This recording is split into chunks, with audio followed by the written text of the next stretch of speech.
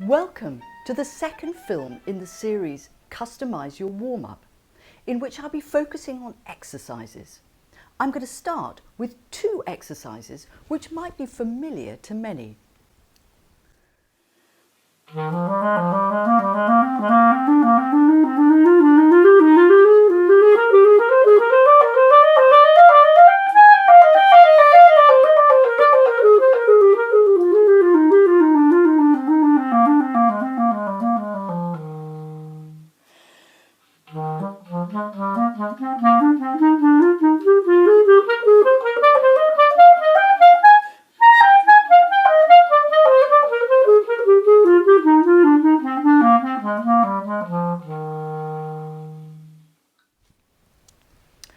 Exercises are the nutritious food for musicians. Actually, not just for musicians, but for many other disciplines, both within the arts and outside, including dancers, actors, and of course sports people. I would like to make a clear distinction between an exercise which tends to be built on patterns and thematic technical phrases, compared to a study which is more like a technical piece. While both exercises and studies serve a very important purpose, I'm going to focus on exercises and throughout this demonstration guide you in a voyage of discovery in the rich jewels of technical learning which will empower your playing and indeed you as a player to not only get the most out of your warm-up but also transferable skills you can use in other areas of your practice. In taking you through a journey from the start of learning an exercise and its progression to becoming a regular fixture in your warm-up routine, I will be introducing you to what I have identified as fundamental concepts: step by step, system, systematic process, customization, adaptation, and finally processing. While you might wonder why I have made a clear distinction between system and systematic and processing, I assure you this will become clear during this talk.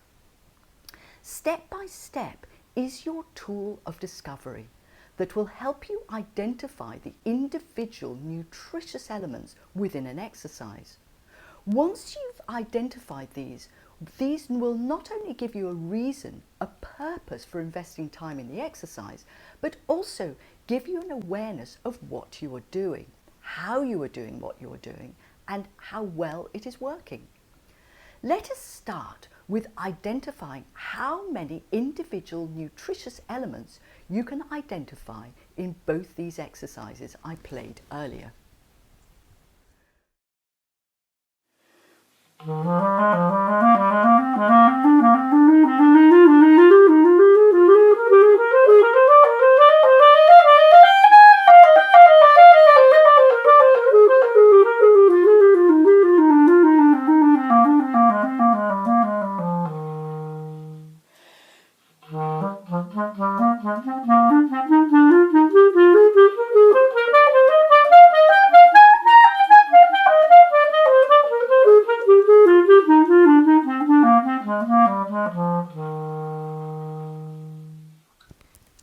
So, how many nutritional elements could you identify? Coordination of fingers, finger shape, breath support, tone, articulation. This does not include some personal considerations like going over the break or recalling fingerings, which might for some still demand extra thought. Through developing a step-by-step approach not only gives you greater understanding to the details of the task in hand, quite literally, which are involved in playing an exercise, but also gives a purpose to what we will gain from our investment in our committing our time to playing the selected exercise. Metacognitive is a science word for describing a fantastic skill which will empower you beyond what you might have thought possible and sustain you in the intervening days or weeks between your lessons. Metacognitive quite literally means being aware of being aware. It is like being self-conscious, but not the self-conscious you get when someone is looking over your shoulder, positive self-consciousness, when applied to the step-by-step concept, will guide us in where our awareness needs to be directed. Whether it is in being aware of what we are thinking, or what we are doing while we are fulfilling particular actions, or indeed what we are feeling, which can give us a huge insight into how secure we feel. This level of awareness, once developed, is a game changer in how we manage ourselves in practice and ultimately in performance. Once you start becoming more familiar with the step-by-step concept, this will give you a system to breaking down exercises into their individual nutritious elements with a structure to manage these elements. Earlier, I referred to metacognitive as the term which describes being aware of what you think, do and feel. Awareness to what you feel is hugely important, as it is like your antennae, giving an insight into what might, in performance, give you cause to feel anxious and therefore reduce overall confidence. By having foresight through your how you feel antennae, investigation might reveal an individual slightly vulnerable element needing extra attention to secure. Attention is a big topic which demands its own dedicated film, which I look forward to delivering. Within the context of this film, I will remind you of a phrase which I'm almost certain everyone watching has heard, if not said. Pay attention. This is one of the most confused instructions unless you connect it to a specific sense. A teacher might say to a student, pay attention, and might be referring to hearing, to listen to what she or he is saying, or to look at what he or she is pointing to. Within a cooking demonstration, pay attention might refer to a smell or a taste. And within an instrumental or singing lesson, pay attention might refer to a feel in how the fingers, mouth, arms, any number of the labyrinth of possibilities. One of these might demand a specific attention. By being tuned into the radio station called emotion can heighten our awareness, like being given a heads up on a vulnerability which could become exposed later, causing loss of confidence as the performance gets closer and the pressures increase. Nearly 4 years ago, for various personal health-related reasons, I decided to start playing with a sling. While I was of course used to playing with a sling on the saxophone, the clarinet was a whole different deal, most particularly affecting my left thumb. Quite simply, my left thumb kept bumping into the sling, which would then distract me, causing an emotional response, frustration. Playing with a sling was non-negotiable, and therefore I had to develop a system by which I could manage the sling more comfortably. This is where exercises are so brilliant.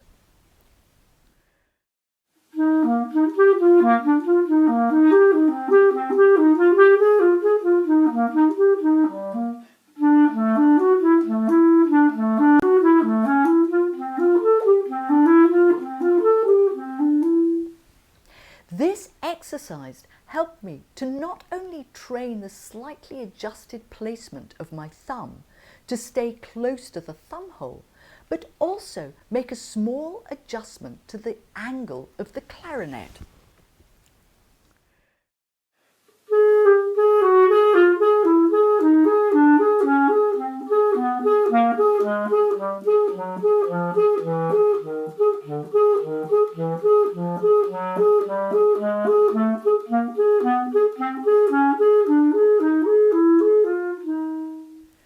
These factors needed to be extended into other combinations of notes where complexities increased.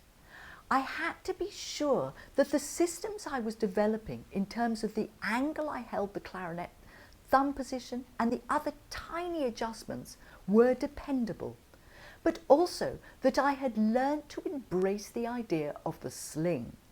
It is interesting to note that Felix Baumgartner, who made the famous leap to Earth, had major issues with the suit he had to wear. He initially saw this suit as a hindrance. The many death-defying jumps he had made previously had not involved wearing such a heavy suit, but his previous jumps had not been from such an altitude. After leaving the program in protest at what he saw was a hindrance, returned to work with the suit, recognizing the importance of its design to protect him. Embracing the idea of developing systems to tackle technical challenges will then become the building bricks for the various systematic processes for playing your exercises, like building your own personal instruction manual, a library of resource of categorized strategies which you can retrieve when the need arises. This also gives you a clearer purpose in what you want from an exercise, an incentive, a motive, that these exercises will expand your library resource of systems to manage technical challenges. In the previous film on scales, I referred to filing systems on a computer and how the way we customize our filing system is very personal to the individual. If we have developed systematic processes and super aware in how we do what we do, this will give us the mechanism to customize any of the small step-by-step nutritious elements we are currently applying for a particular part of an exercise. Customization is incredibly important and is the reason why a one-fit-all approach to learning does not work. We are all different. We think differently, we are physically different, and need I say, we feel things in the emotional sense very differently.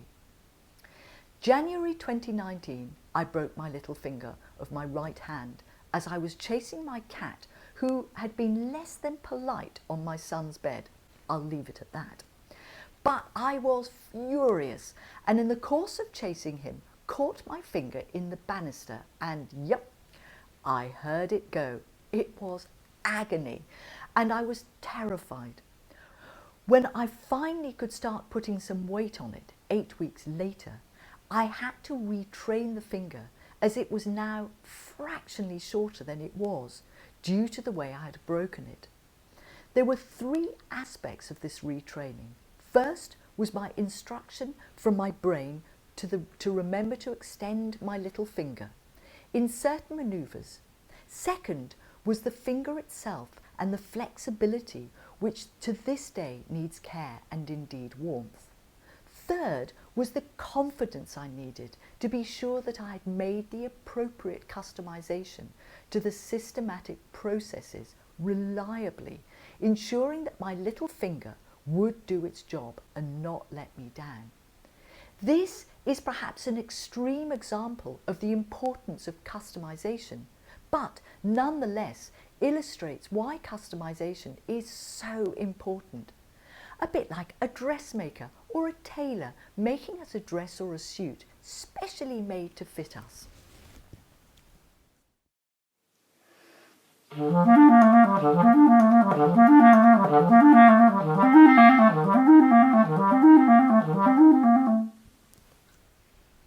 This is an exercise which had been a regular fixture in my warm-up prior to breaking my little finger, and therefore, alongside customization, I also needed to employ what is a term often used in academia: contrast and compare.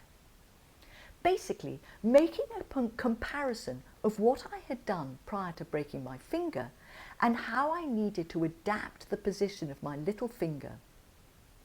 Adaptation is an incredibly important concept which, through contrast and compare, enables us to calibrate, that is, to make the minuscule adjustment to the systematic processes.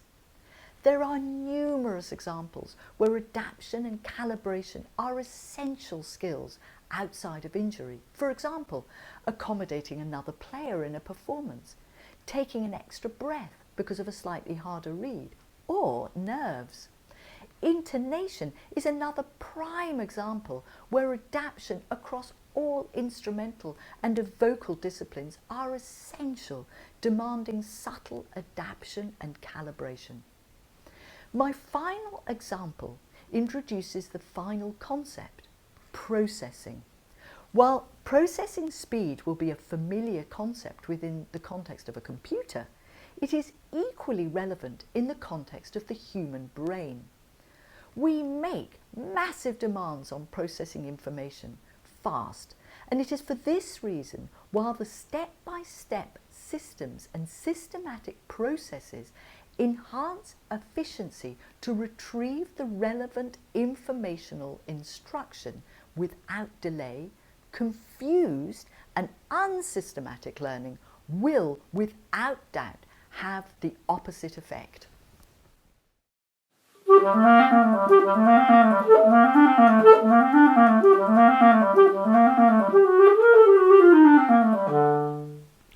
Learning to process information quickly is essential and must be managed with great care. To assign intricate and fast passage work to finger memory, with repetition being the go-to, is absolutely foolhardy and at worst downright dangerous. Efficient processing relies on a well-ordered communication between what we think, what we do, and how we feel, all working in partnership with each other.